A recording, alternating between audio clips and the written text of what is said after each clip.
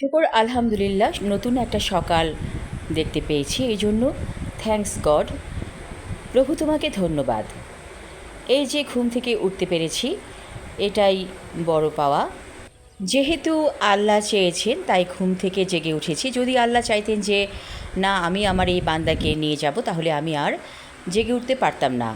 ঠিক তেমনি আপনারা যারা ঘুম থেকে জেগে উঠেছেন তারাও আল্লাহকে ধন্যবাদ দিন এবং শুক্রিয়া আদায় করুন যে হে আল্লাহ, আমি তোমার বান্দা, আমরা জেগে উঠতে পেরেছি, এই জন্য তোমাকে ধন্যবাদ। কারণ আমাদের যে সৃষ্টিকর্তা তিনি সবসময় কিন্তু চান যে বান্দা শুক্রিয়া আদায় করুক, এবং প্রতিটা কর্মের মাঝে আমরা যদি তাকে স্মরণ করি তাহলে তিনি খুশি হন।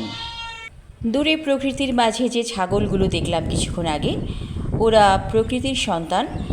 তারা এই যে চারণভূমিতে চড়ে বেড়াবে এবং ইচ্ছে মতো খাবে ঘাস লতা পাতা, তাদের কোনো চিন্তা নেই, ভাবনা নেই, এবং এভাবেই তারা বেঁচে থাকে।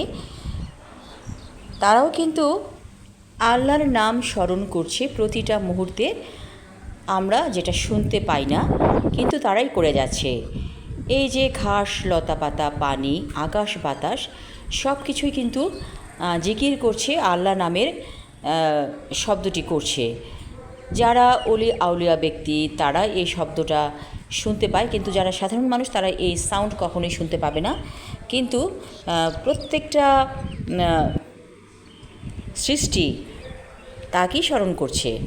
আমরা পৃথিবীতে একটি মোহমায়ায় পড়ে আছি, এবং মোহমায়ায় আছি বলেই আমরা অনেক কিছু বুঝতে চাই না। আমরা মনে করি যে এই পৃথিবীতে আছি, এটা যেন চিরস্থায়ী জায়গা। এটা এক ধরনের আমরা ভুলে থাকি, কিন্তু আসলে পৃথিবী চিরস্থায়ী জায়গা না, এটাকে আমাদের ছেড়ে দিতে হবে। এটা ক্ষণিকের জায়গা। আমাদের যে জীবনের শেষ আমরা যেখানে যাব সেটা হচ্ছে অনন্তকালের স্থায়ী নিবাস। তাই অনন্তকালের স্থায়ী নিবাসটা যেন আনন্দময় হয়, সেজন্য সেই প্রচেষ্টা করে যেতে হবে।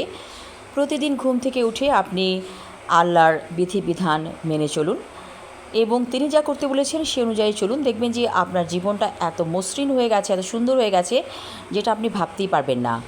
আর এই পৃথিবীতে কিন্তু খারাপ মানুষেরা কখনোই শান্তি পায় না। যারা অন্যের ক্ষতি সাধন করে থাকে ষড়যন্ত্রের মাধ্যমে, তারা হচ্ছে পাপী বান্দা। তো পাপী বান্দা পৃথিবীটাকে একটা রণক্ষেত্র বানিয়ে রাখে সবসময়। সেই পাপী বান্দাদের কাছে কখনোই ঘেঁষবেন না। তারা নিজেরা ধ্বংস হয়েছে, আপনাকেও ধ্বংস করে দেবে। আর যদি আপনি পৃথিবীতে স্মরণীয় বরণীয় হতে থাকতে চান, তাহলে ভালো ভালো কাজ করুন। মরণের পরেও যেন আপনাকে মানুষ স্মরণ রাখে, সে ধরনের কিছু কাজ যদি আপনার দ্বারা সম্ভব হয় তাহলে করে যান। আর যদি সেটা সম্ভব না হয় তাহলে মানব কল্যাণে অথবা সৃষ্টির কল্যাণে কাজ করুন, সেটাও হবে আপনার জন্য একটা বড় কাজ। ষড়যন্ত্রের মাধ্যমে মানুষের ক্ষতি করা বন্ধ করে দিন, তাহলেও আপনি অনেক ভালো কাজ করবেন এবং আপনার জীবন হবে প্রশান্তিতে ভরপুর।